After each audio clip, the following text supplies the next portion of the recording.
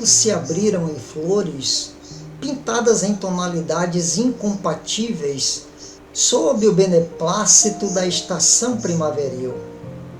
Saí para buscar as mais lindas flores para enfeitar nossa mesa, pois aguardava a tua chegada. Tinha a clareza de que em breve o nosso encontro estaria sendo brindado com especiais celebrações de afeto.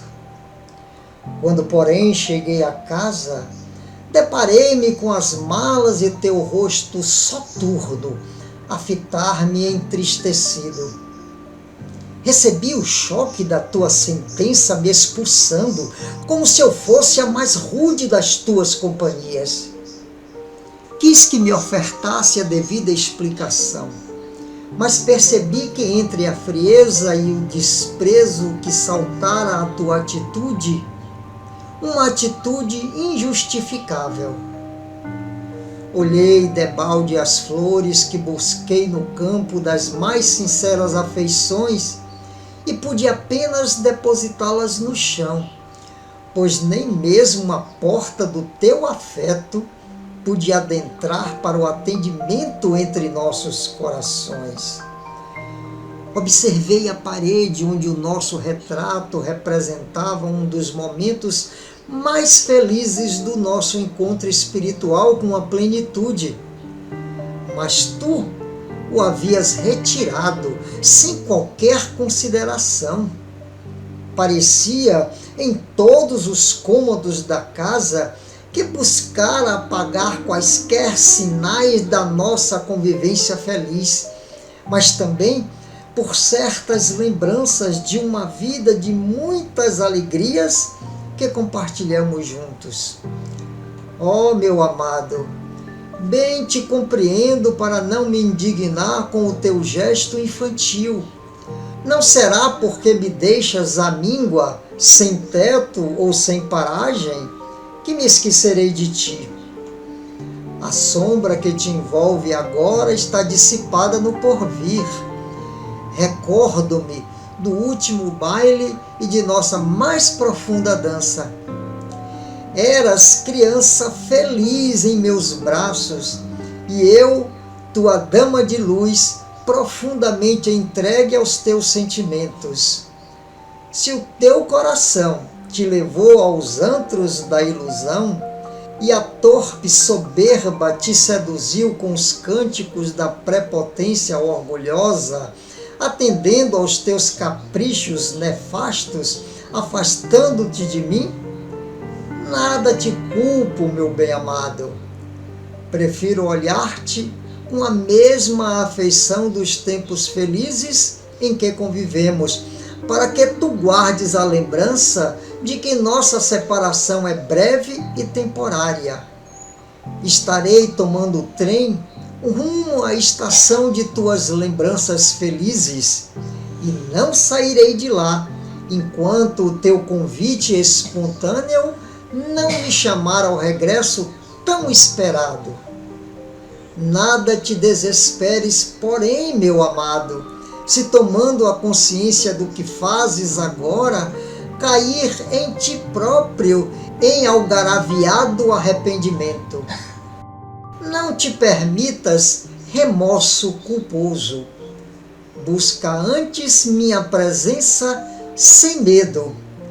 Toma o trem da estação sem receios e vem ao meu encontro. Estarei te esperando sempre, pois na certeza de que tu chegarás até mim na hora mais escura das tuas emoções. Eu aguardar-te-ei, amando-te sempre.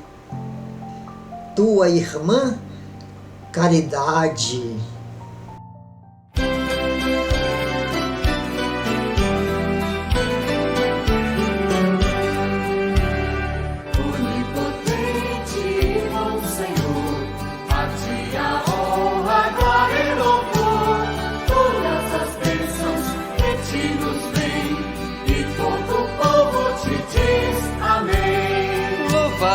Seja nas criaturas primeiro som, Lá nas alturas clareia o dia, grande esplendor, radiante imagem de ti, Senhor.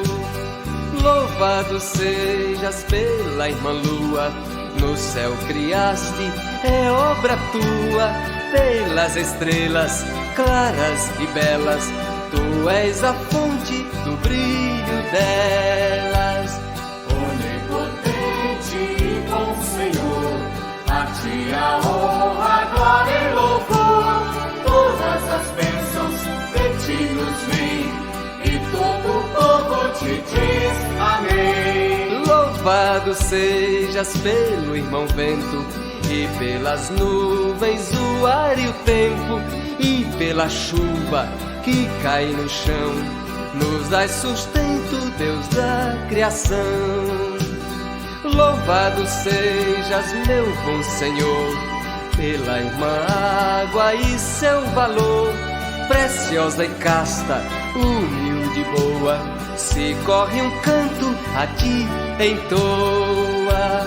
Onipotente e bom Senhor, a ti a honra, a glória e louvor, todas as bênçãos de ti nos vêm, e todo o povo te diz amém. Louvado sejas, ó meu Senhor, pelo irmão fogo e o seu calor, clareia a noite, robusto e forte, belo e alegre, bendita sorte. Sejas louvado pela irmã terra, mãe que sustenta e nos governa, produz os frutos, nos dá o pão, com flores e ervas sorri o chão.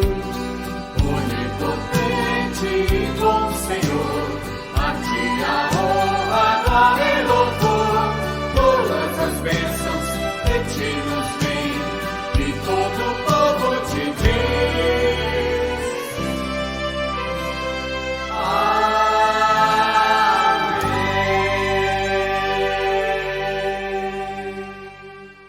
Caros internautas, há vidas que inspiram vidas. Em Busca do Sagrado vai trazer uma série possível ao longo do ano de biografias com arte, com poesia, com literatura, destas vidas que podem modificar o nosso jeito de ser, de pensar, sendo facilitadoras das nossas buscas do sagrado. Que esta manhã nos sintamos integrados nos sonhos que os outros realizaram. Sonhos para nós, vivências para estas criaturas. E hoje começamos trabalhando com a biografia de Francisco de Assis. Todos nós, no Ocidente em especial, conhecemos a sua história. De alguma maneira, vamos lembrar das suas vivências, ora, de certa forma, fora do contexto usual, conversando com passarinhos, com aves, daí a sua lembrança como o santo da ecologia, ora beijando leprosos, o que nos dá uma certa dificuldade até de sentir vontade de fazê-lo, porque a lepra de então explicitava uma marca, um estigma e, naturalmente, uma decomposição física e uma finitude bastante desagradável. Ora, acompanhado dos seus acólitos, como menestrel de Deus, vivendo uma experiência insólita de trabalhar 3 princípios básicos: a aparente pobreza, o seu casamento com a dama pobreza, a obediência e a castidade. Vistos desta forma, Francisco de Assis é a negação da vida para muitas pessoas, do existir no mundo, do se sentir encarnado de alguma sorte. Mas se nós nos deixarmos refletir nas experiências de outros pensadores, verificaremos que aquilo é o que aparece para as criaturas comuns. O casamento com a dama pobreza é pura liberdade. A propriedade significa apego, posse e, portanto, uma espécie de algema para os voos da alma que se alcandora e se liberta de qualquer tipo de aprisionamento. É esta a pobreza que ele vem anunciar. A obediência que agradaria a muita gente, porque poderia ter vassalos, escravos praticamente à sua disposição, que nunca reclamariam, estaria ligado a uma outra compreensão da vida. A obediência a uma grande lei, a origem divina do pensamento cósmico, a obediência, portanto, ao transcendente.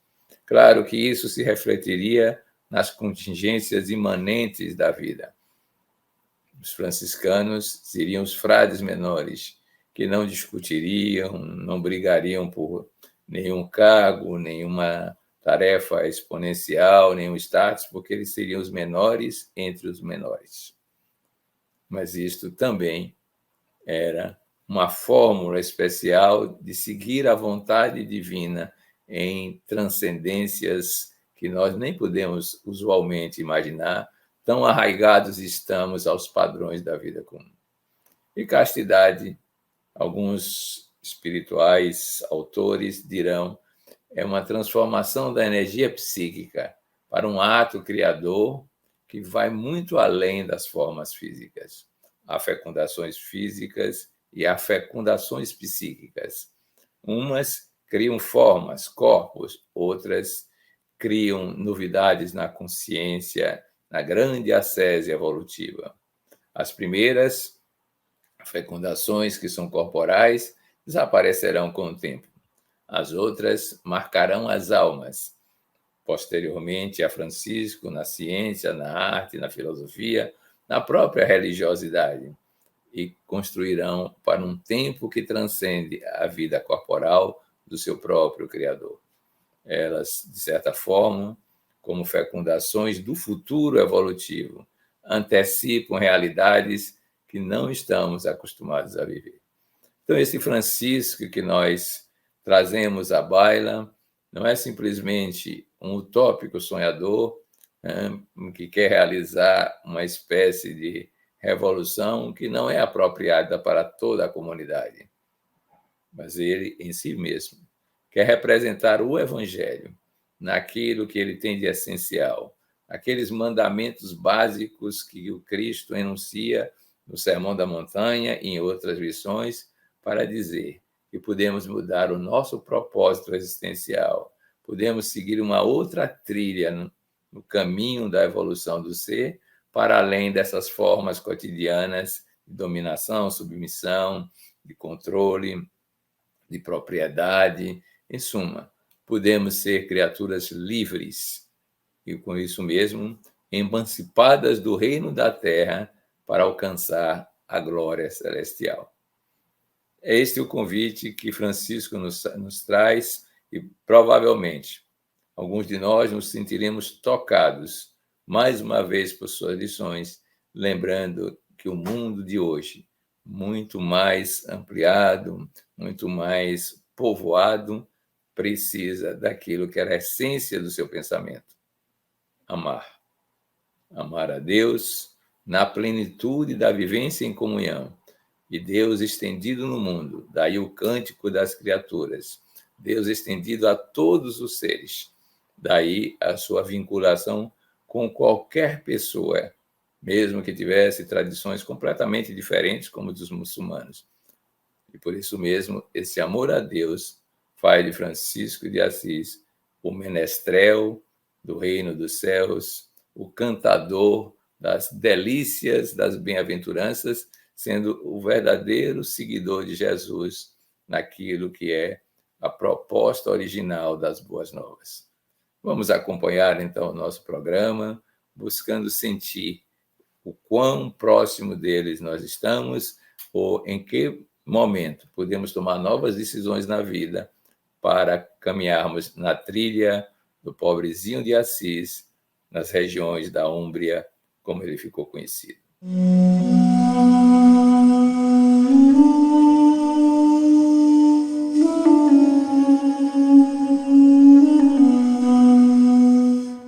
Francisco de Assis, um dia, assim que deixara a orgia no castelo, entregou-se à natureza, a uma vida de aspereza num canto doce e singelo.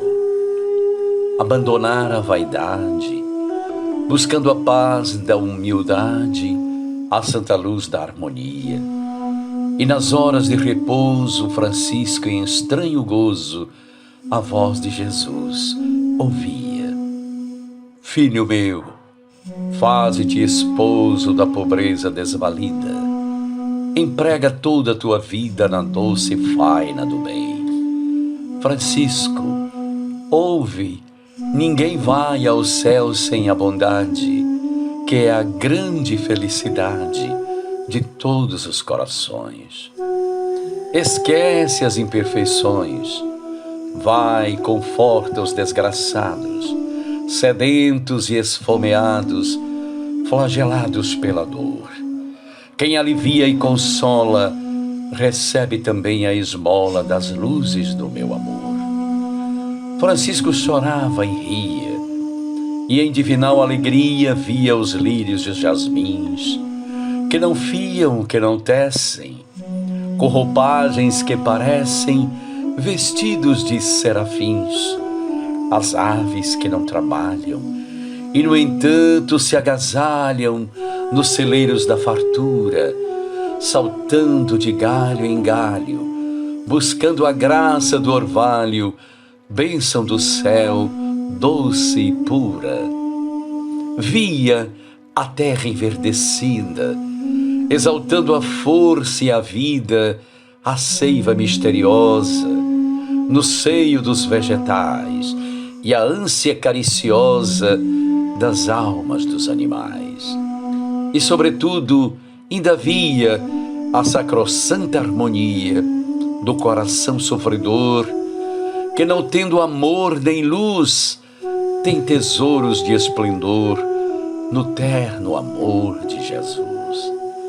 Francisco de Assis, então, submerso o coração em sublimes alegrias, entregou-se às harmonias vibrantes da natureza, tornou-se o amparo da dor e, guiado pelo amor, fez-se o esposo da pobreza. Certa feita, em caminhada apostólica com Frei Maceu, que era muito carismático, esbelto e querido na comunidade primitiva, encaminhava-se para determinada vila. Aliás, neste período, o pobrezinho já era conhecido e amado por toda a Úmbria, estendendo-se para a região da Toscana.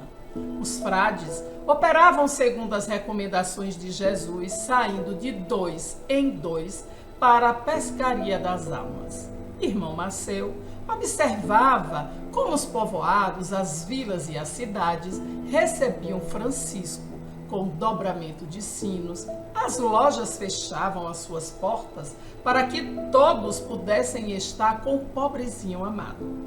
Sempre que o avistavam, gritavam de mãos para o alto: eis o santo, e corriam para beijar-lhes as mãos.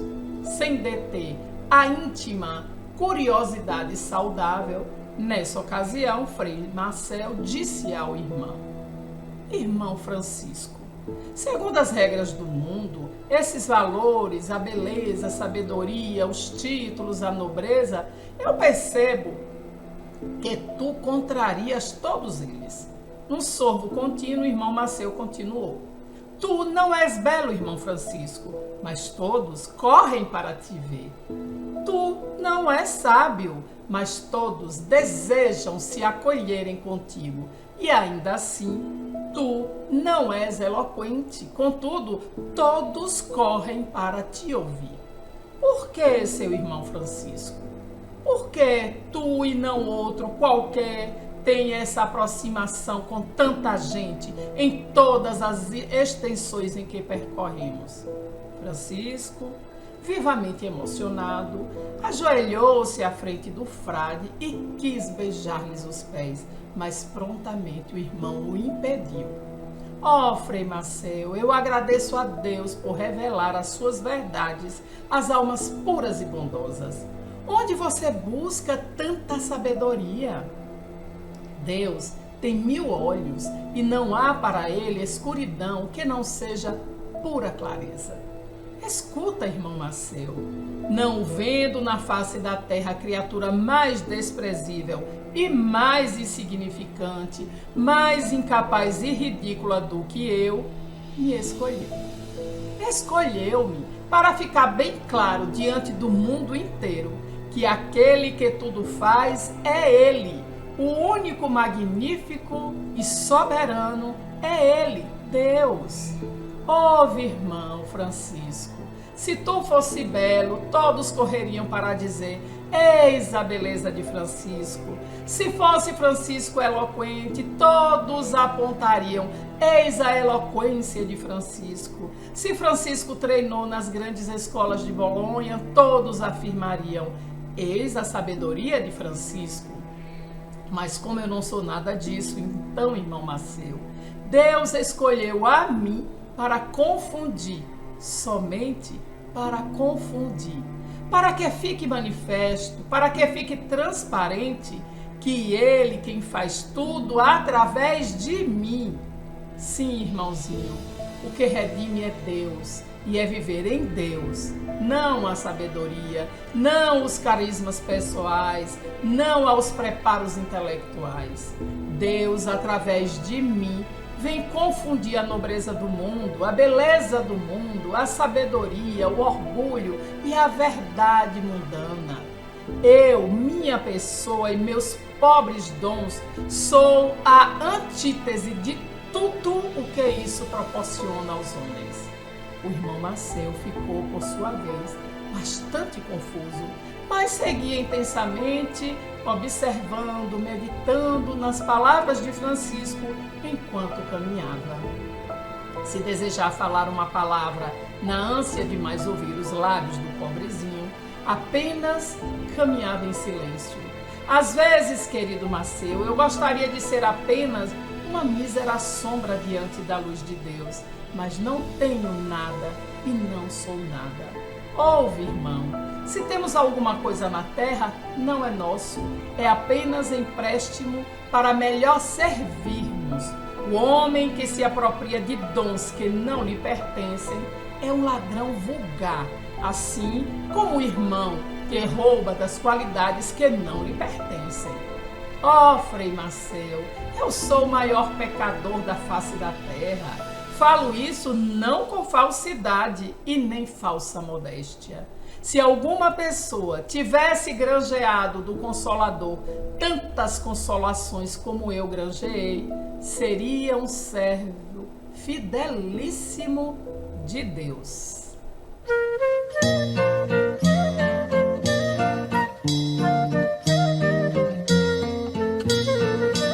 Meu amigo deixou seu dinheiro, sua herança e os direitos que tinha. Era jovem demais o menino, disse o pai, o vizinha, vizinha. Meu amigo encontrou a verdade e em seu rosto banhado de luz, pelas ruas de sua cidade, meu amigo imitava Jesus. Irmão vento, irmão sol, irmã lua, irmão lobo, tu és meu irmão. Rouxinol, sabia, criaturas de Deus, somos obras de suas mãos, somos obras de suas mãos.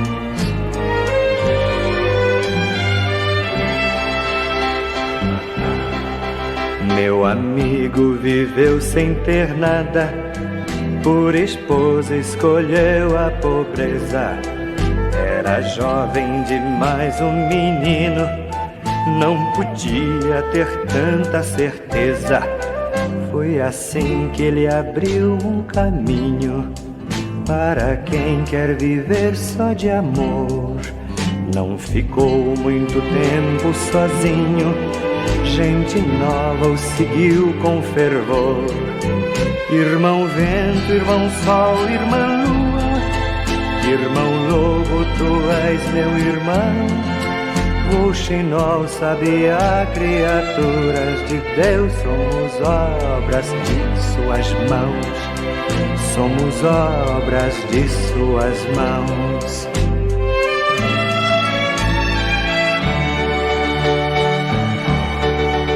Hoje em dia, nos jovens que eu vejo, irrequietos no mundo infeliz, eu renovo a esperança e o desejo de topar com Francisco de Assis. Calça ali, pé no chão, um mundo novo, 1000 ideias de renovação. Eles são consciência do povo, queira Deus que eles cresçam irmãos. Irmão vento, irmão sol, irmã lua, irmão lobo, tu és meu irmão. Rouxinol, sabiá, criaturas de Deus, somos obras de suas mãos. Somos obras de suas mãos.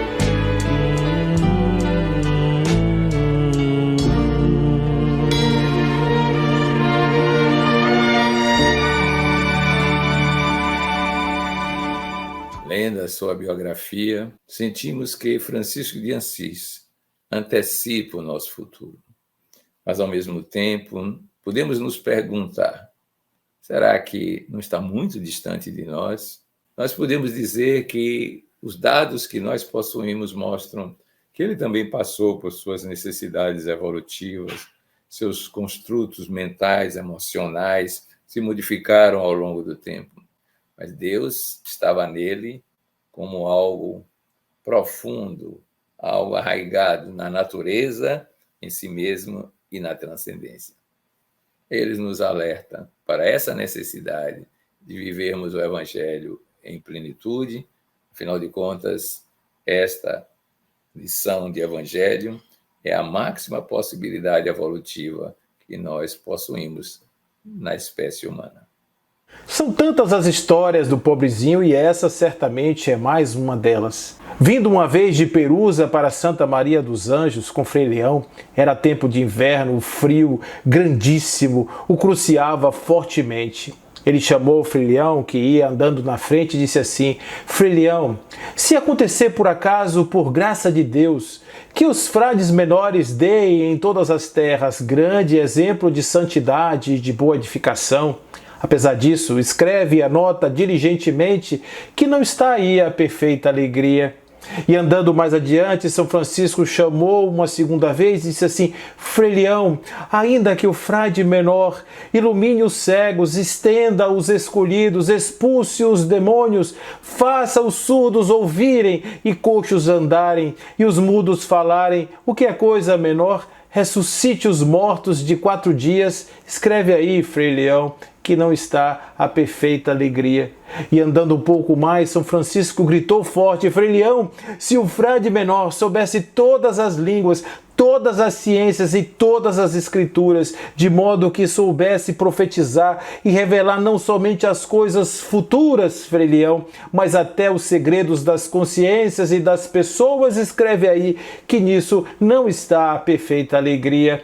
E andando um pouco mais adiante, ainda chamava forte: o Frei Leão, a ovelhinha de Deus, ainda que o frade menor fale com a língua dos anjos e saiba o caminho das estrelas e virtude das ervas, e lhes fossem revelados todos os tesouros da terra, Frei Leão, e conhecesse as virtudes dos pássaros, dos peixes e de todos os animais e das pedras e das águas, escreve aí que nisso não está a perfeita alegria. E andando mais um pedaço, São Francisco chamou com força: ô Frei Leão, ainda que o frade menor soubesse pregar tão bem que convertesse todos os infiéis para a fé no Cristo, escreve aí, amigo querido, que não há perfeita alegria. E durando esse modo de falar em 2 milhas, Frei Leão, com grande admiração, lhe perguntou, dizendo: ó Pai, eu te peço por parte de Deus que tu me digas onde está então a perfeita alegria. E São Francisco então respondeu assim: quando nós estivermos em Santa Maria dos Anjos, tão molhados pelas chuvas, enregalados pelo frio, enlameados de barro, aflitos de fome, e batermos a porta do lugar, e o porteiro vier irado e disser: quem sois vós? E nós dissermos: nós somos dois, os vossos frades. E ele disser: vós não dizeis a verdade, aliás, sois dois marotos, que andais enganando o mundo e roubando as esmolas dos pobres, ide embora e não nos abrir e fizer-nos ficar fora na neve e na água, com frio, com fome, até de noite. Então nós suportaremos tanta injúria e tanta crueldade, tantas despedidas pacientemente, sem nos perturbarmos e sem murmurar dele, e pensarmos humildemente que aquele porteiro nos conhece a verdade, que Deus o faz falar contra nós. Frei Leão, escreve aí, que aí existe a perfeita alegria. E se apesar disso, amigo querido, continuássemos batendo e ele saísse para fora perturbado e nos expulsasse como velhacos importunos, com vilanias e bofetões, dizendo: ide ao hospital, porque aqui vós não comereis, nem vos abrigareis. Se nós suportarmos isso pacientemente, amigo querido, com alegria e com bom amor, Frei Leão, me escreve que aqui há a perfeita alegria. E se nós, mesmo constrangidos pela fome, pelo frio, pela noite, ainda batermos mais, chamarmos e pedirmos por amor de Deus com muito pranto, que nos abra e nos ponha para dentro a si mesmo, e ele, escandalizado, disser: esses são patifes importunos, eu os pagarei bem como merece, e sair para fora com um bastão cheio de nós, e nos agarrar pelo capuz, jogar na terra, e nos revirar na neve, nos bater nó contra aquele bastão. Se nós suportarmos todas essas coisas pacientemente e com alegria, pensando apenas no Cristo bendito, que temos que aguentar por seu amor, Frei Leão, escreve aí que nisso está a perfeita alegria. E por isso houve conclusão, Frei Leão. Acima de todas as graças e dons do Espírito Santo que o Cristo concede aos seus amigos, está de vencer a si mesmo, de boa vontade, por amor ao Cristo, suportar penas, injúrias, opróbrios e mal-estares, porque todos os outros dons de Deus não podemos nos gloriar, porque não são nossas, mas de Deus, como diz o apóstolo: o que é que tu tens que não recebeste de Deus? E se recebeste dele, por que te glorias como se estivesse tido por ti mesmo? Mas na cruz da tribulação e da aflição nós podemos nos gloriar, pois diz o apóstolo: não quero me gloriar a não ser na cruz de nosso Senhor Jesus Cristo, para louvor de Jesus Cristo e do pobrezinho de Assis. Amém.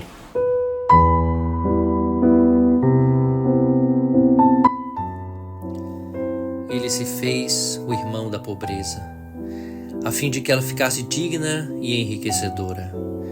Ele se tornou o irmão da natureza, de forma que todos vissem o Pai Criador nela refletido. Ele se transformou no irmão das aves, elevando-as a condições superiores. Ele se condicionou como irmão dos animais, tecendo a mais bela comunhão de solidariedade que se conhece. Ele se consagrou como irmão dos astros, revelando sua realidade estelar. Ele dialogou com todos, os ricos e os pobres, as águas e os servos da vida, saudáveis e enfermos, abençoando-os e atraindo-os a si com a força irresistível do amor. Rico, tornou-se tão pobre que a sua fortuna era nada a possuir. Cantor, dirigiu a música da sua voz para falar em nome de todas as vozes, principalmente daqueles que, miseráveis no mundo, haviam perdido o direito de ter voz. Numa época na qual os homens se isolavam nos castelos e palácios, ou se escondiam em choças misérrimas, ele se ergueu como ponte, unindo as criaturas. Todos levantavam paredes e Francisco derrubava-as. Enquanto se apresentavam e se mantinham distâncias, ele surgia como a aproximação. Ninguém que amasse tanto quanto ele amava. Depois do amigo, jamais alguém que houvesse sido tão fiel, tão irmão de todos. Hoje, a sua voz ainda prossegue chamando as almas para Deus. A força do seu verbo continua arrebatando, porque penetra o mais profundo do ser humano, e quem a ouve nunca mais deixa de escutar-lhe o cântico. Os silêncios de suas meditações falam alto. A sua ternura comove e convence. Ele é indimensional na sua pequenez, na sua singeleza. A morte não o calou. A fragilidade orgânica não lhe impediu o dever de atender o chamado do seu Senhor. Ele continua incorruptível no ministério que mudou, em plena Idade Média, os rumos da fé e do amor. Quando a decadência político-religiosa se anunciava, como decorrência do abuso do poder e das arbitrariedades, Francisco dignificou a criatura humana, colocando-a em patamares elevados e propôs-lhe a felicidade com Jesus. O mundo, depois dele, ficou diferente. Qual sucedera antes com o do seu amado. A simplicidade enfrentou a afronta. A pureza não temeu a perversão. Ele não é somente um símbolo, mas a realidade do próprio amor. O seu psiquismo prossegue envolvendo a terra, e todos aqueles que sintonizam com a sua vibração experimentam paz e se enriquecem de esperança. Quando a irmã morte se lhe acercou, ele recebeu-a sorrindo, saudou-a com uma canção. Louvado seja meu Senhor, pela nossa morte corporal, da qual nenhum homem vivente pode escapar, e penetrou de retorno na esfera dos justos, sob o carinho do seu pleno amor. Francisco, por fim, é o irmão de Jesus, como nenhum outro se identificou com tão grande afinidade.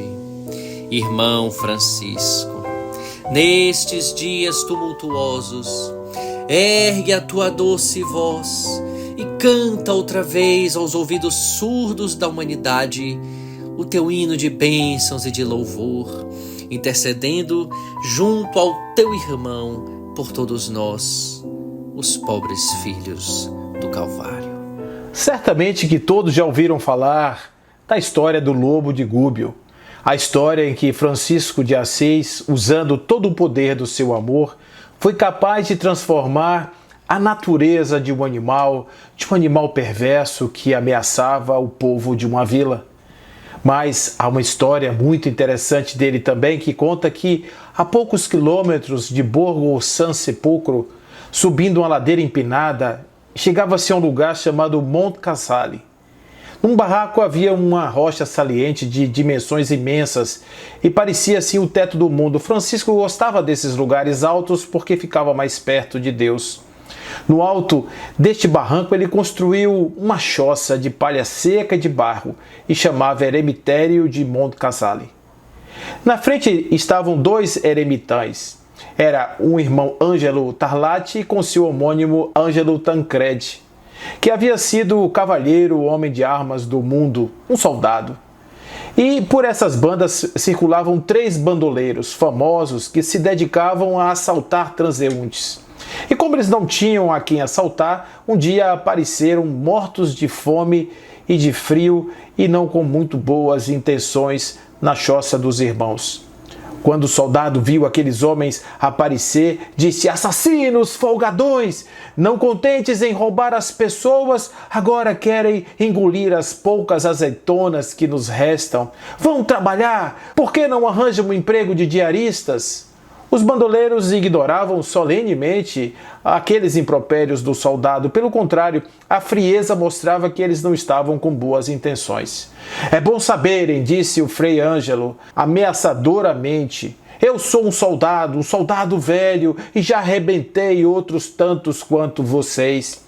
Agora eu não tenho espada, mas tenho um bastão aqui que dá para lhes quebrar as costas. E avançou na direção dos homens. Os homens assustados saíram e foram, e os irmãos ficaram às gargalhadas, rindo com o episódio.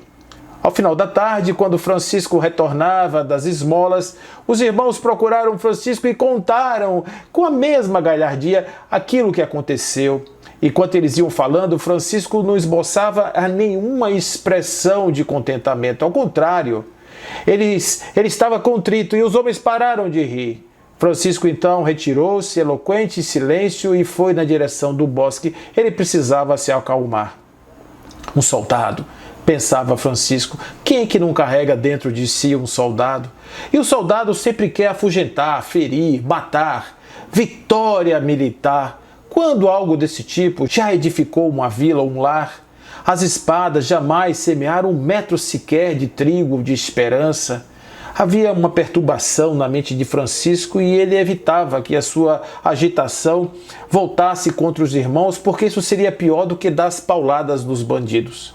Arranca de mim a espada da ira, dizia Francisco, meu Deus, e acalma essa tempestade que está na minha mente, dizia ele em voz alta.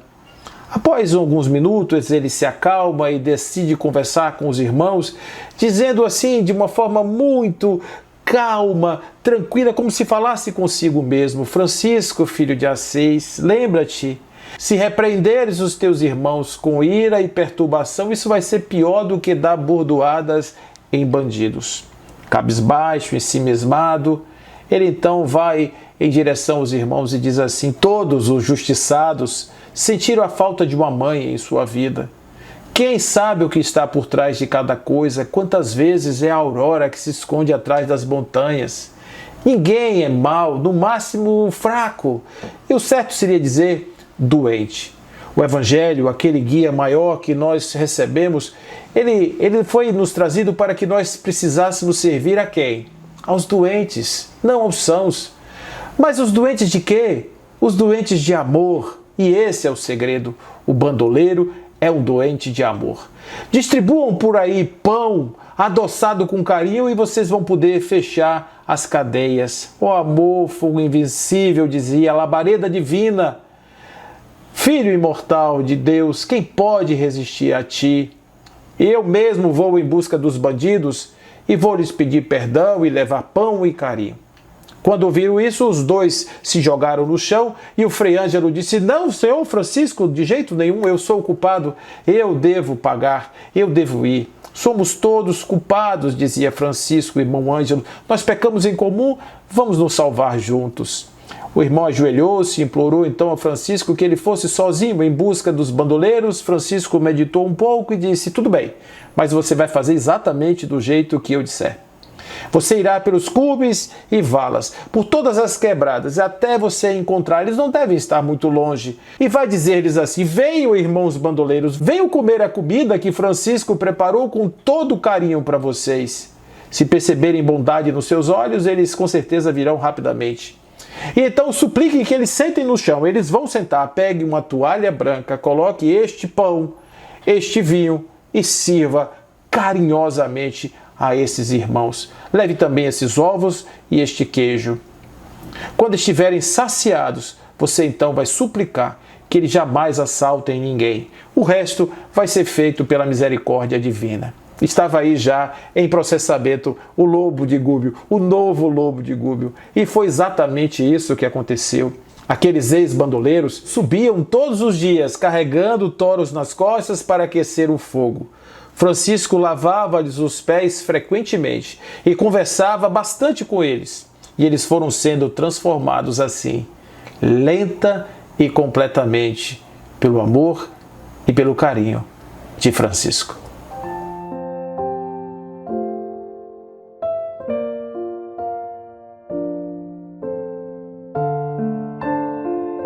Irmão Francisco, Acabo de fazer um giro pelo mundo e sofri um golpe terrível e profundo, considerando o que vi. A natureza quase morta, afogada e envenenada, lentamente transformada em desolação. Os céus azuis e as tardes festivas de antes estão cobertos de torpe poluição. As águas canoras dos rios e regatos perderam a transparência e os peixes perecem em carência de ar e de vida. Os animais são dizimados sem piedade, trucidados pela avareza e pela ambição. As aves silenciam em agonia, tombam no chão, sem ninho, sem apoio, sem carinho. Os sentimentos humanos tumultuados superam as emoções de beleza. Na agressão à natureza que estertora, já não há estesia como outrora. Nos teus dias, nem amor, respeito ou suaves magias de enternecimento. O pior, porém, irmão Francisco, é a presença do ódio dos corações. As guerras estúpidas, as agressões estiolando vida aos milhões. Raças inteiras condenadas, crianças e velhos vencidos, suas existências estraçalhadas, bombas atômicas armazenadas. Armistícios se firmam, ameaçados de não se cumprirem. São tréguas ligeiras que preparam novas guerras. Os campos estão juncados de cadáveres, as valas insuficientes para sepultá-los, enquanto a fome, as doenças e a perversidade dominam os arraiais da humanidade, que segue sem rumo, divorciada de Deus com insanidade. Ó irmão Francisco, volta outra vez. Ensina-nos a canção do amor novamente, dulcificando os corações suavemente. Volve, irmão Francisco, o mundo te necessita. O frio e o calor da maldade e do ódio devem ceder à ternura, substituindo a amargura que predomina na criatura. Traze o poema do irmão Sol e da irmã Lua, dos irmãos animais com a voz tua, para a plenificação dos seres. Ainda há tempo, antes que a noite vença o dia. Volve, irmão Alegria, e canta conosco a tua linda canção, semeando a paz na guerra, a bondade no ódio, a luz na treva e a vida na morte. Irmão Francisco, volta outra vez e canta reverdecendo o mundo com o teu amor profundo, todo feito de paz. Assim, aprenderemos em definitivo a preservar a vida sem abandonar o dever nunca mais esquecido. Clara de Assis, a menina que resolveu dedicar sua vida ao pobrezinho, munida de um amor sem limites e uma preocupação legítima, ocupava-se de uma questão relativa ao paizinho querido. Fazia meses, talvez anos, que Francisco não visitava as damas pobres. Francisco, em verdade, pensava em sua impossibilidade de lhes dar algo que as sustentasse em suas posições de fé. Achava-se por demais apequenado ante tão grandiosa empresa. Não tenho nada para lhes oferecer, pensava ele. Será que elas não enxergam isso? Aí um dia, Clara, essa menina doce, mandou chamar irmão Leão e lhe disse: querido Leão, leve essas palavras de minha parte para Francisco e diga-lhe exatamente assim: irmão Francisco, Acendeste as nossas chamas e agora deixa que se apaguem? Abriste as nossas bocas e agora as deixas sem pão? Plantaste essas plantinhas e agora as deixas sem regar? Esqueceste que somos suas damas pobres, Francisco, precisamos de ti. Quem sabe tu também não necessitas de nós? Aproveite o convite para o almoço. O irmão Leão transmitiu os recados para Francisco, conforme assim as orientações de Clara, e nesse momento Francisco abre os olhos, esboçou um leve sorriso de satisfação. Ali era outro homem. Sim, disse irmão, Clara tem razão. Eu acendi uma chama, Clara acendeu-se em minha chama, e na chama de Clara outras irmãs se acenderam. Todos entramos na fogueira do amor. Sim, fui eu quem acendeu a grande aventura. Sou eu o responsável. Irei a São Damião, irmão Leão. Diz a Clara que me prepare uma grinalda de violetas. Irmão Francisco, disse assim o bondoso Frei, não é tempo de flores? Quem sabe, disse Francisco, se ao passarmos não irá se abrir uma primavera a um atalho do nosso destino. Quando o irmão chegou em São Damião, Clara o recebeu dizendo, há milhares de anos que te esperamos, pai Francisco. Ele era tratado assim com muito amor.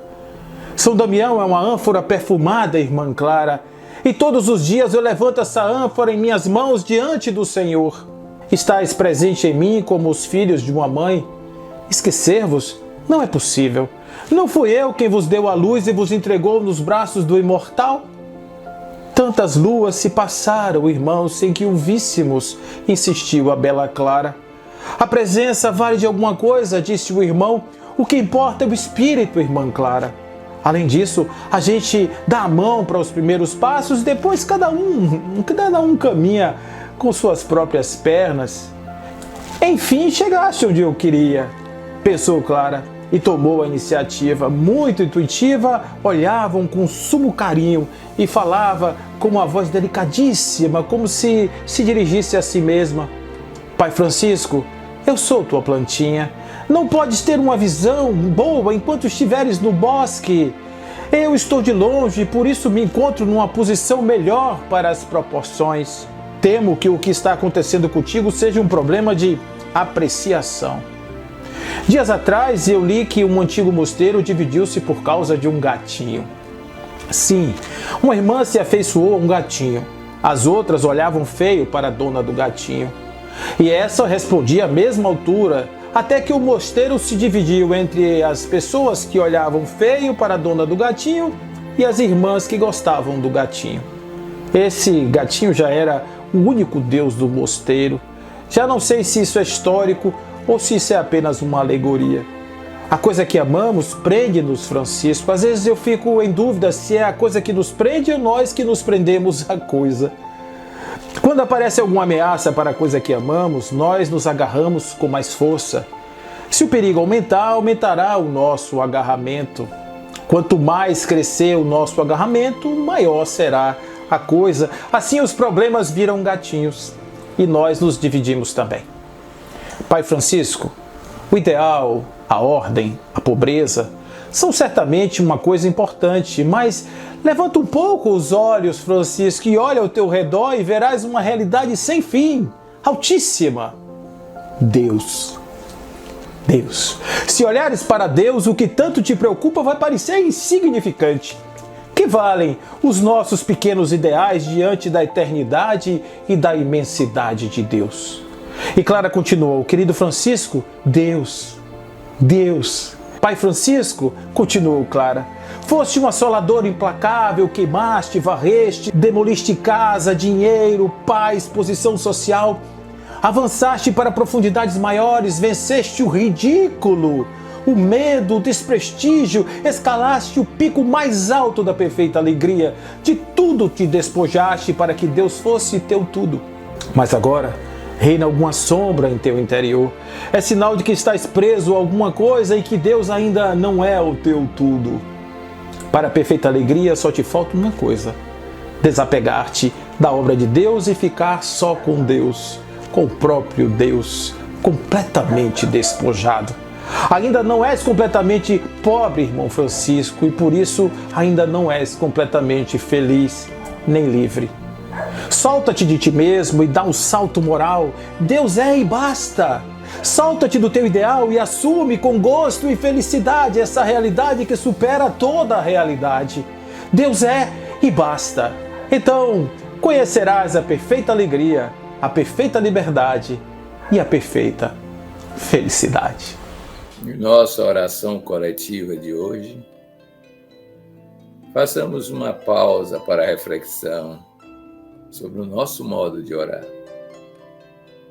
Estamos sempre pedindo, já agradecemos, alcançamos o estágio de louvor e em louvando a vida, a natureza, já podemos, de certa maneira, nos conduzir como no Cântico das Criaturas, incluindo a morte, o fogo, as intempéries, no nosso modo de existir como louvadores de Deus? Esta é uma possibilidade que podemos alcançar. E encerrando a nossa biografia estética literária, digamos assim, como afirmava Eros: irmão Francisco, saí do poço da angústia ao qual me atirara, ouvindo o canto da tua voz.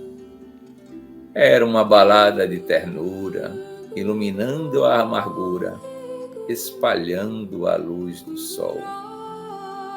Exangue desventurada, escutei a canção encantada do teu infinito amor. Aos sofredores do caminho, aos pássaros dos céus, às árvores, aos animais, exaltavas a mãe, irmã terra, a verde gramínea do chão.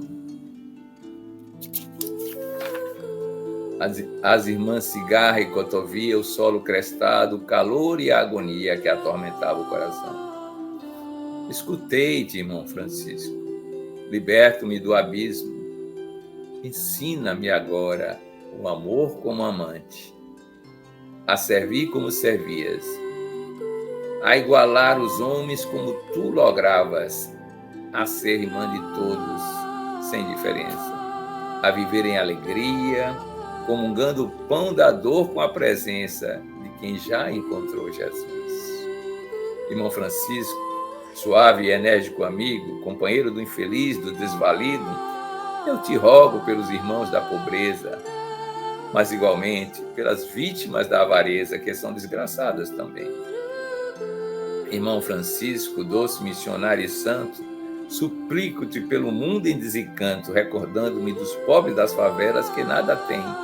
Todavia peço-te também pelos que possuindo bens são pobres de paz, carentes de amor e caminham pela degradação.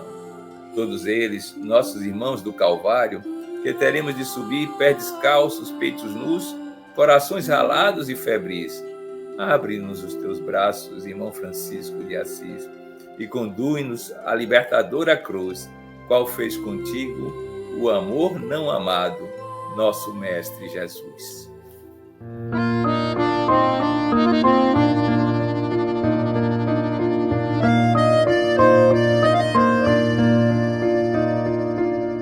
Era uma vez um jovem trovador, num tempo em que não se podia amar, e vendo se espalhar o desamor, o mundo quis mudar. Doou suas riquezas aos pobres do caminho, então quis ser chamado Francisco Pobrezinho.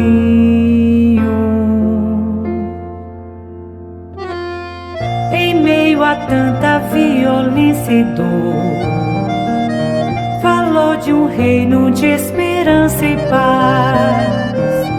Em sua sinfonia de amor, todos eram iguais.